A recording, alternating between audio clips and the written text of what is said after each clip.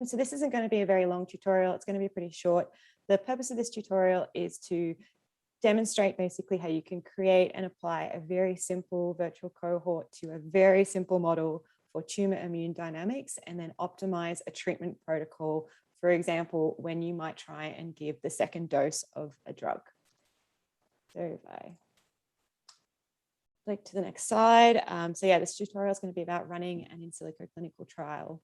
And this work is forming part of a chapter that we're writing for a book. So a lot of this work we're going to be preparing and writing up, and we'll be publishing hopefully soon, and can be used as a resource hopefully for future people who are interested in running an in silico clinical trial. So to start off, I think we've kind of covered this a lot in this workshop, which has been fantastic, and especially today, which is about this question of what are virtual clinical trials. So I just kind of want to recap that very briefly. This is a broad area of drug testing in a way, because you could create a virtual clinical trial for any disease, such as what Richard Allen showed earlier today. The premise of these virtual clinical trials is that you start with a disease that you're interested in modeling, and then you create some form of mathematical or computational model for that disease. And then that model is where you extract and create these virtual patients. And these are in silico individuals that are unique. Usually they have a few or more parameters that are different, and they're kind of based in the data. So when we're creating these virtual patients, we want them to be realistic representations of whatever data we have for our disease that we're trying to model. And then with this cohort, we can run an in silico trial, which means we can see what might happen if we change up a dosage strategy, and whether we can find a more optimal treatment protocol for our cohort. And the idea is to try and develop more robust, clinically actionable treatment protocols that might be implemented in an actual real clinical trial. So here is a very general kind of description of how you might create a virtual clinical trial. So you saw on the previous slide kind of the schematic overview. This is trying to kind of relate it a little bit more to data and actual mathematics. So the first step of any real virtual clinical trial is to determine model parameters. So Richard Allen spoke about this earlier today a lot. There's no point creating a model for a virtual clinical trial without having an idea of how close it is to data. And so usually virtual clinical trials start by fitting a model to data to obtain some form of parameter values. And so we're going to be using the model that Morgan demonstrated earlier in the workshop that was looking at fitting tumor immune dynamics to some data. Once you've got parameter values, the next step is usually creating virtual patients. And this can be done in many, many different ways. So we're going to look at a very simple way of doing it, but Richard spoke about a lot more complicated and a lot more detailed ways that you can actually develop these virtual patients. Primarily though, the idea is always the same. It's to sample patient characteristics from a distribution that's centered at some average patient response. And that average patient response is usually the parameter values you've obtained in the first step from your fit. And a lot of the time people use normal distributions because normal distributions are nice to deal with, or gamma distributions are nice to deal with because they're always positive. But as Richard said earlier today, you can sample from a uniform distribution, because the next part of any virtual clinical trial generation is to compare the output of your virtual patient to data and make sure that the model's predicted patient dynamics match or sit within physiological measurements. So what I mean by that is you can see here we've plotted over time a tumor volume, and the data is this line here, which is the mean and standard deviation of tumor volume.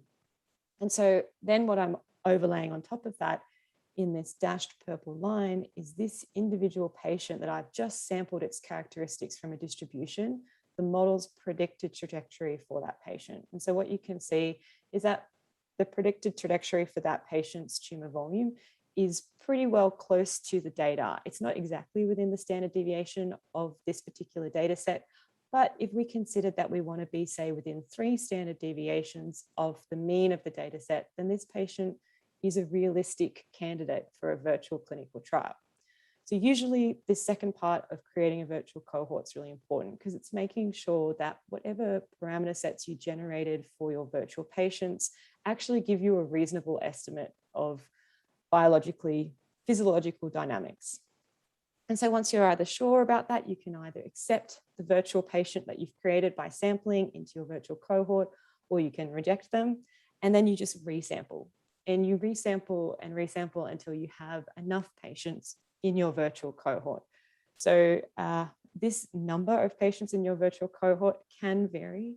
Richard again mentioned earlier today how important it is to make sure you pick enough patients. So more is always better, because what you're wanting to make sure of is that you're not picking, say, 30 virtual patients, which you'll see us do in the code, because then you don't really capture necessarily everything that's going on in the model and all the possible outcomes of an actual heterogeneous group of human patients. So once you've created the virtual patients, usually the last step is to actually look at optimizing treatment protocols. And so the real power of an in silico clinical trial comes down to the fact that we can test any treatment protocol that we want to on these virtual patients, because they're not real human patients. They're pretty cheap to simulate. They're basically free to simulate. They don't cost any money. And it also gives us an idea and a way of eliminating treatment protocols that wouldn't be successful, and then trying to figure out which protocols would be most successful. So I kind of given an example of what I mean here. So a lot of the time when we start these simulations, we might see that one treatment protocol results in the average growth of the tumor expanding, whereas another treatment protocol might actually show that the average cohort's tumor volume decreases. And so this is kind of what we're wanting to achieve with these virtual clinical trials. We'd just love to be able to eliminate treatment protocols that are no good, and then actually figure out which ones are the best based on the fact we're thinking about a cohort of people that are heterogeneous. So this is the generic, I guess, or general idea behind these virtual clinical trials. So I'm going to show you a very basic example, and the code I uploaded in the GitHub is a virtual clinical trial that's based on this model here that Morgan spoke about earlier in the week. So this, we've seen a lot of really great, more complex models of tumor immune dynamics. This is probably one of the simplest ones you've probably seen in this workshop. So in this model here, what we're considering is that you have a population of tumor cells, S, that are proliferating, and they're growing logistically with proliferation rate K and logistic carrying capacity, proliferation rate R and the carrying capacity K. And what's also happening is that you've got a population of immune cells, which we've labeled T. And so why we're modeling immune cells, is because we've spoken about this now for the last few days, we've heard people speak about it, is that the immune cell population is actually able to induce death or apoptosis in cancer cells. So we've got this term here, which says we've got proliferation or recruitment of the immune cells based on the number of cancer cells present. And we've also got their death, but mainly what we've got is the fact that the immune cells are able to induce death in the cancer cells at a rate kappa. This is a very simple immune tumor dynamic model. The first step, if we're going to build a virtual clinical trial, is to actually obtain parameter estimates by fitting to data. So Morgan showed how to do this earlier in the week, so I'm just going to recap that. So what we can do with a model like this is we can fit all of the parameters in the model, but because we've got 5 parameters here, we've got R, K, kappa, A, and D, we probably don't want to fit all 5 of them to one data set, because that might produce a bit of lack of certainty, I should say, in the estimates, because we're fitting a lot of parameters to one single set of data. So we might end up with overfitting. But luckily what we have here is actually 2 data sets. So our collaborators, what they did was they measured a control experiment, or they measured the tumor volume in a control environment where there is no immune system present. You can see that here. And the tumor volume in an immune present experiment. So that means that we've got immune cells being able to come in and cause death in the proliferating cancer cell population. Why these 2 data sets are so useful is because we can fit them hierarchically or simultaneously, because they speak to different aspects of our model. So if we just focus on the control data experiment here, what we've got is tumor growth over time without the immune system, which means that we can ignore the immune system in our model. So we can ignore DT, we can set it to 0, we can remove this death interaction term here, and we're just left with the parameters R and K. And so we can fit R and K to this tumor growth model here, or this tumor volume data here. And so that's what we did. So that gives us 2 of our parameter values, and then we just have now 3 remaining. And so these remaining 3 can be obtained by fitting to this experiment here, because what they were considering here, or what they were measuring, is the tumour volume over time in an experiment where you have mice that have an immune system that's become stimulated or activated to the tumour. And so what this does then is it gives us a model that's now parameterized to data. In addition, we actually have data to kind of compare our virtual patients to, so that when we generate them, we can make sure that they're actually lying within reasonable biological ranges that we would expect the tumour volume to be in. So I'm not going to take us through the fitting code, because I think Morgan showed that earlier in the week. So we're going to assume that we've done the fitting aspect and that we've ended up with these 5 parameter values in the table down here. What we're going to do is we're going to create, so I think in the code I've said 30 patients just so it runs quicker, but we can create 200, 500, as many as we want. But we're going to create a cohort of virtual patients where we're going to sample parameters from a distribution centered at a mean, which is these values, which has these values as their mean. So let me show you what I mean on the next slide. Okay, so to create our virtual cohort, our population of in silico or computer people, we're going to sample from a normal distribution that's centered at the fitted parameters you saw on the previous slide. So each patient is going to have an individual value or individual parameter set for R, K, kappa, A, and D. So that's going to make them unique. We're going to end up with a distribution of values for each of our parameters in the model for our cohort. The first thing we're going to do is sample from normal distributions to get a parameter set for a patient.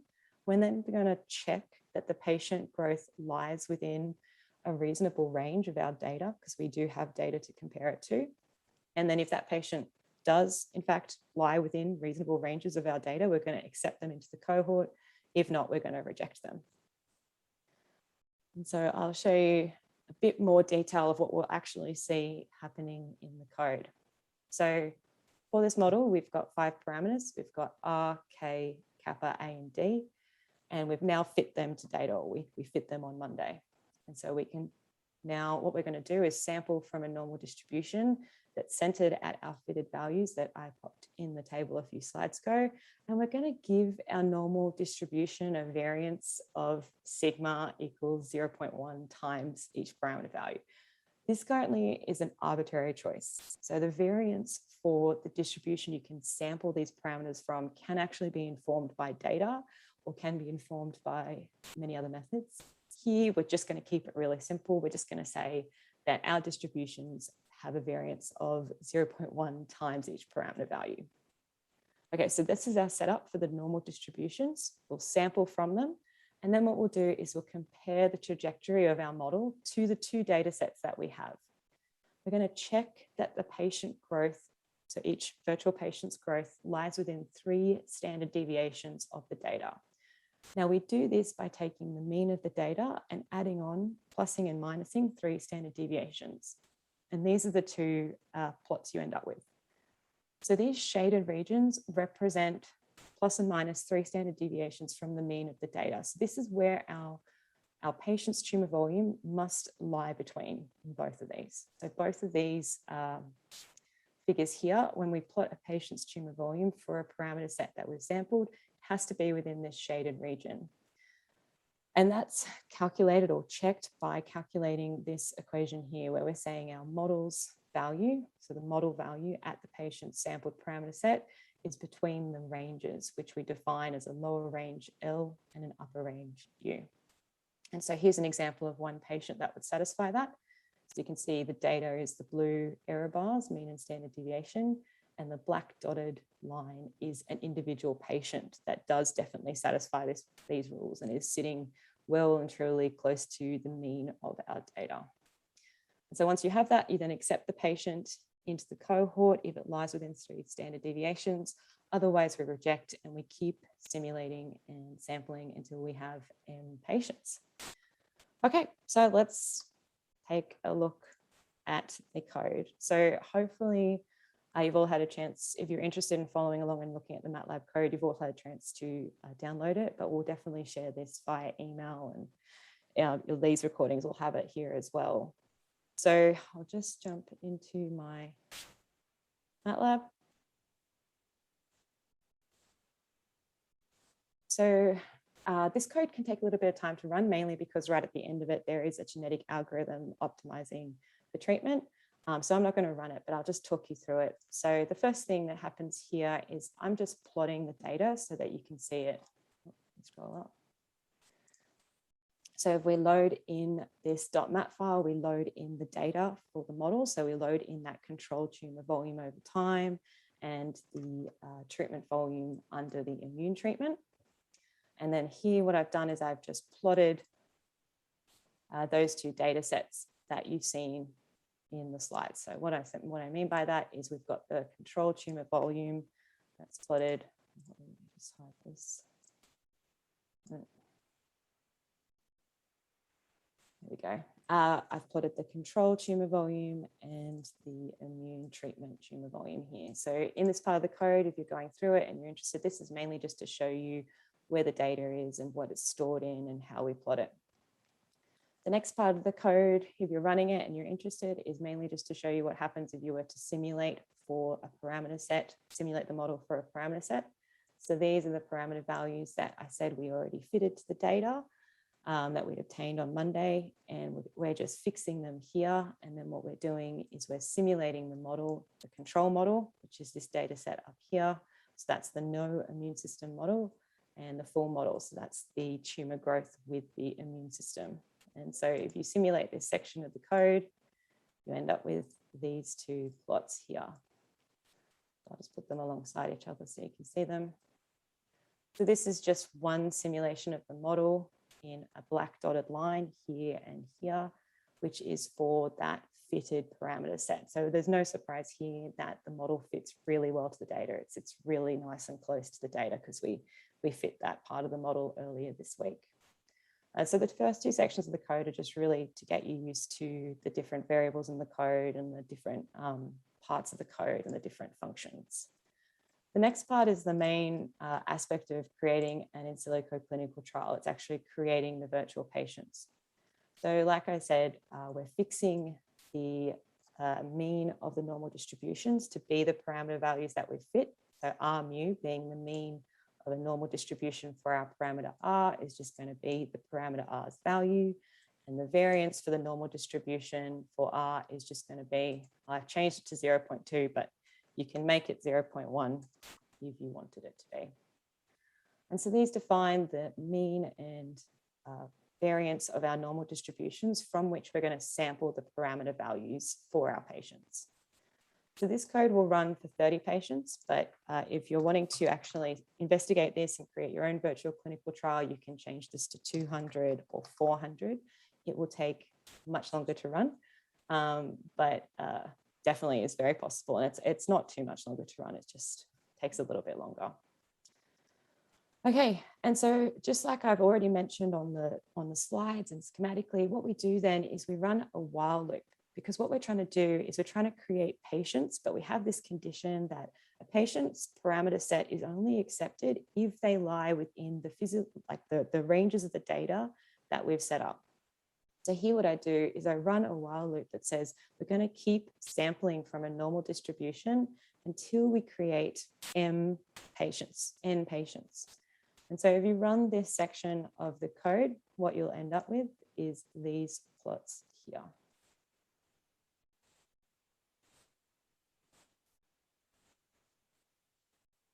So let me pop them down here. So what we're looking at here now is the mean and standard deviation again in blue for those two experiments. So the control experiment with no immune system and the experiment with the immune system.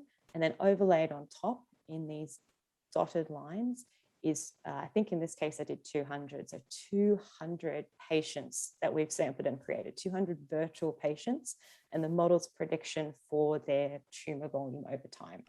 So what you can see is that these patients, so definitely they're not lying within one standard deviation, but I only require them to be within 3 standard deviations.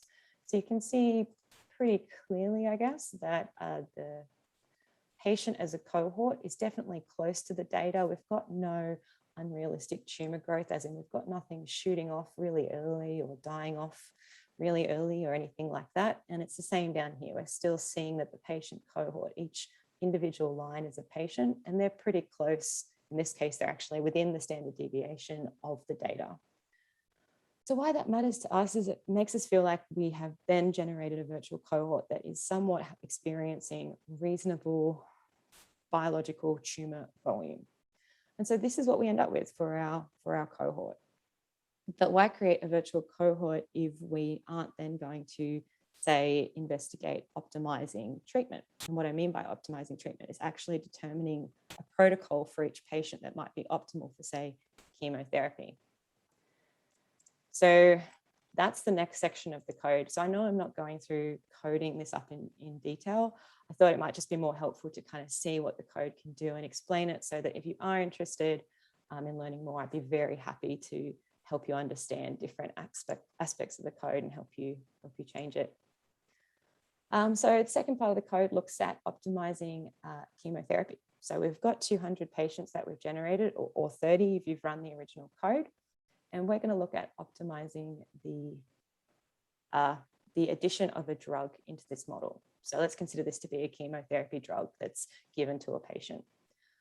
Okay, so we're just simply going to model the effect of the drug on the tumour cell population by this term here. So we're having death of the tumour cell population at a rate delta, and we've got a half effect eta, and we've of course got a drug that's decaying. So it's injected into the system and it's slowly decaying away. Okay, and in turn also what we're going to consider is that when a patient comes in, they get an injection of the drug on day 0, and then they get an injection of a drug on another day, and a day that we don't know. That's what we want to figure out. We want to figure out what's the optimal time for the second injection for a patient, and is it the same for everyone, or do patients need different times for their second injection? You can see here a simulation of the model to kind of help you understand what's going on with the model. So in blue is the tumour cells from the model predicted over time, and in this dashed line is the drug. So you can see on day 0, we've got 100, I guess there's no units right here, but you could think of it as 100 micrograms of drug that's administered, and you can see that does definitely affect the tumour volume. And then on day 1, we administer another 100 micrograms, and we see the tumour volume's definitely affected, but eventually we're getting this rebound. So we'd like to know what time or what day, should the second injection be given? And let's use our cohort to figure that out.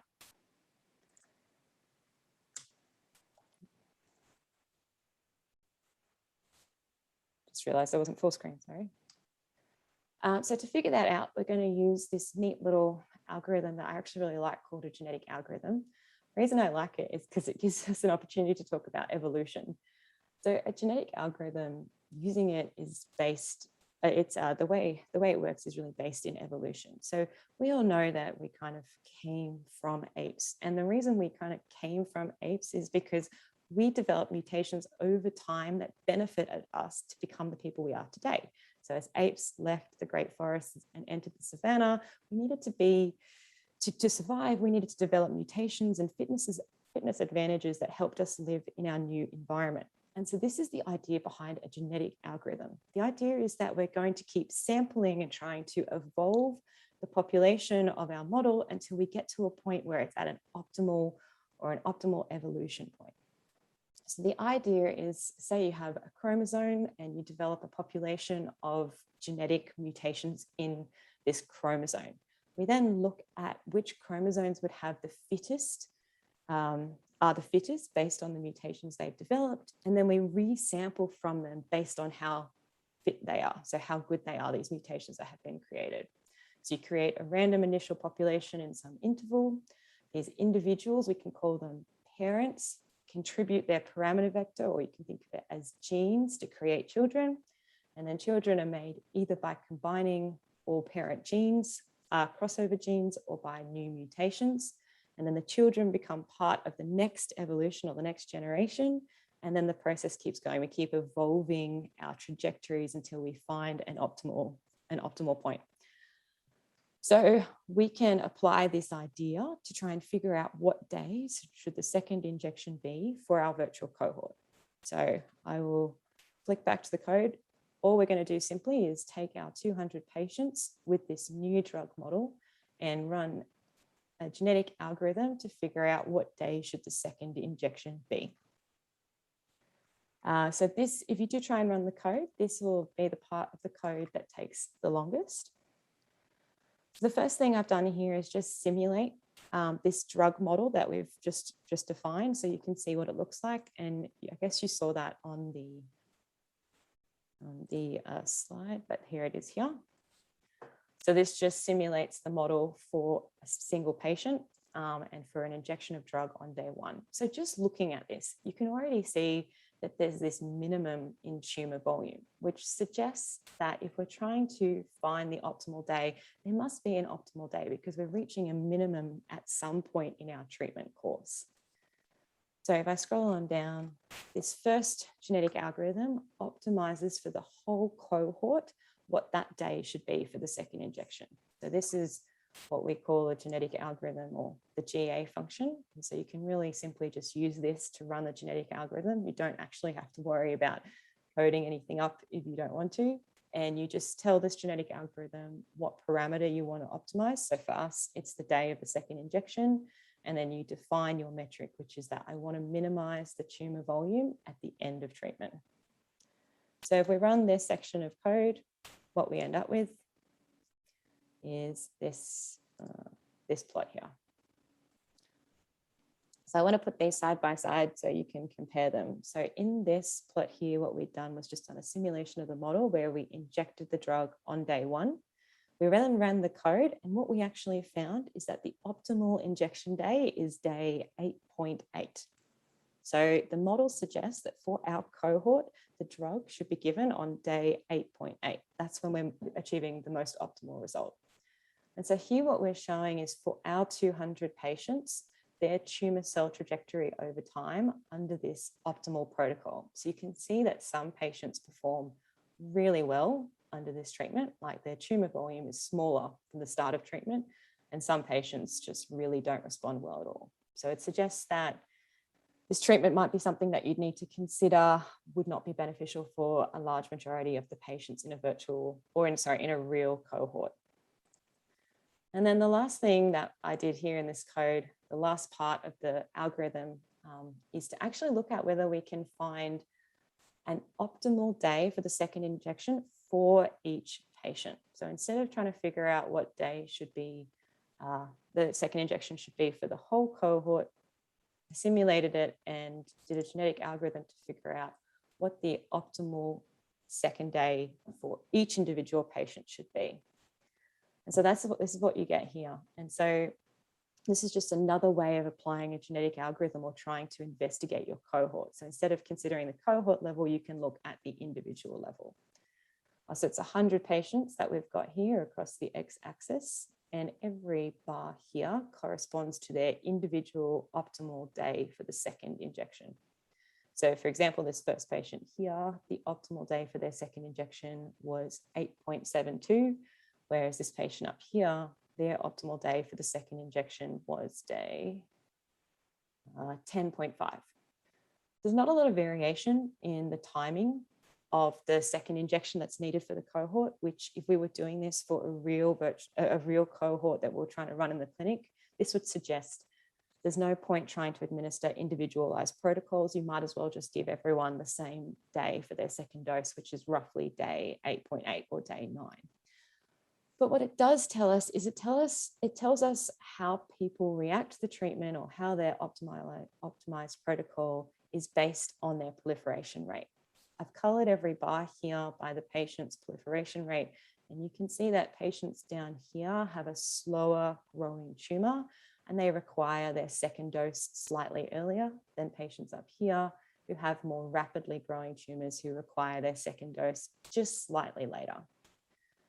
So I know that this probably tutorial was kind of a very brief summary or overview, and I know I didn't go into detail in the code, but what I'm hoping is that this kind of motivation and this little slide pack is a helpful tool for anyone who's wanting to build an in silico trial, or anyone who's interested in it or already knows about it, just wants to check out other methods.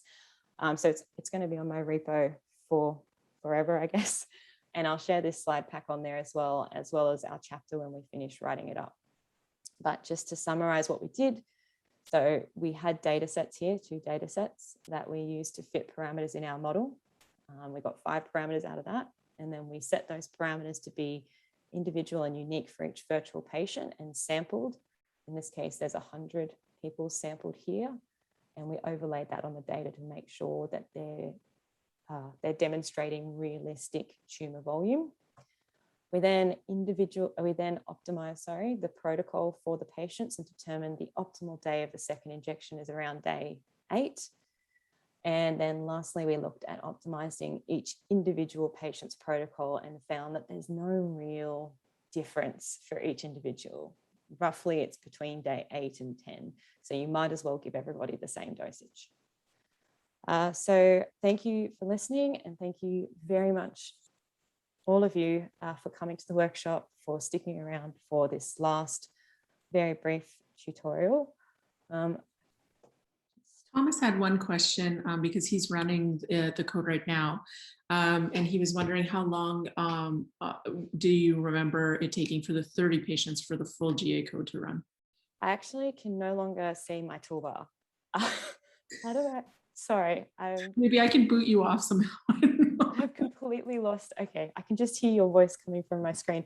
Okay. So for 30 patients, it should take roughly 20 minutes, but you should be seeing an output in your command line, and it should be iterating through. If nothing's coming up in the command line, then if nothing's like iterating through in the command line, then there's something amiss, if that makes sense. Like I made some things print out in those loops just so we knew it was running. Exactly. And Julio followed up and said, it may take minutes to hours depending on the number of virtual patients, he said, and that's true. I think for reference, I just did one with 300 patients, and I think it took me a day to make all of the optimization. So it depends. And so it'll depend on how many parameters and things you're doing. I just ran the code and there was an error. Well, they seem to be doing fine. So somebody did ask, though I've lost it now, could you also please share the link to the MATLAB code for virtual patient creation? I think that's in the code, correct? Yeah, so let me just put the GitHub in here.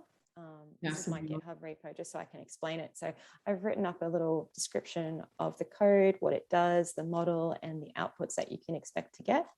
And in this folder here, if I open it up, this line, this code here is the line that the code I scrolled through just before. I've tried to comment in multiple places. So this is the master code.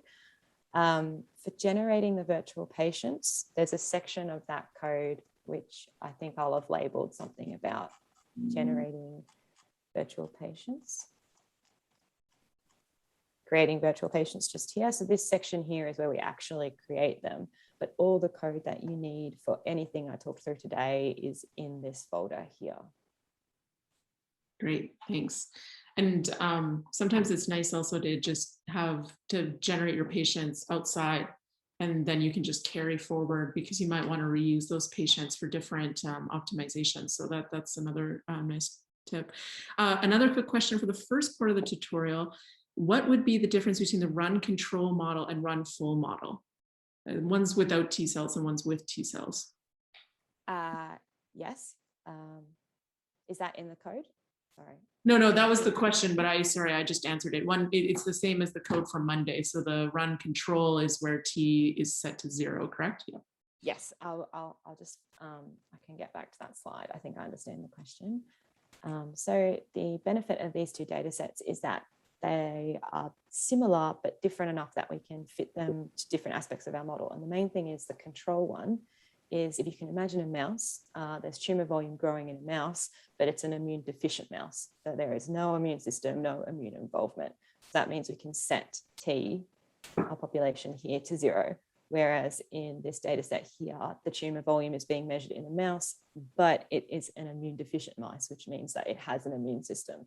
So in that case, we can consider our full model. Did that kind of answer the question? Yeah, I think so. I think that was great. Perfect. Well, you got a lot of thank yous to everyone, and thank you very much for this tutorial. And we also, okay, well, there are now many questions. Apart from inferring the optimal timing for the dosage for each patient, is it possible to identify which of the model parameters are more patient specific? Yes. I was hoping someone would ask that. So this code was meant to motivate other people to actually do more interesting stuff with it. So this is probably the simplest thing you could do, which is ask when the second injection should be. But you could do a whole range of things. You could try and minimize the concentration of the drug and the timing. You could say, how much drug do I need to give, but how do I limit toxicity? You could absolutely do what you're saying. You could investigate the relationship between treatment outcome and parameter values. So yeah, there's so much more to do with this. This, I hope, would inspire other people to play around and do some extensions. I was going to show you. So this part of the code that generated this plot here starts to look at that, which is how the parameter values impact the optimal treatment, because this suggests that this parameter value R, the growth rate of the tumour, seems to seems to affect what day would be optimal for the second injection. Perfect. Yeah, that's great. And also, I think something that we didn't actually talk about, you and me, with this example, but thinking about combination therapy, you can also optimize combo therapies with this kind of approach, looking at adding multiple drugs into your simulation. So, so with that, I think we will make sure that you get an email to the, again, with the recordings, and we'll discuss with speakers potentially posting them on the CRM YouTube channel. I'm sure I'm echoing Adrianne's thoughts here. I just want to say thank you again to Virginie at the CRM, who's basically been with us this entire workshop and during the organization, and who has done a fantastic job. And I just wanted to say thank you to Adrianne and to all of our speakers and all of you for being with us these past 3 days. I learned a lot, and I'm sure we all did. And hopefully we can do it again next year, potentially in person, we'll see. Like Adrianne mentioned, if anyone has any questions or wants to get in touch with anyone, please feel free to reach out to us or to the speakers. And we look forward to seeing you soon, and good luck with the rest of your summer.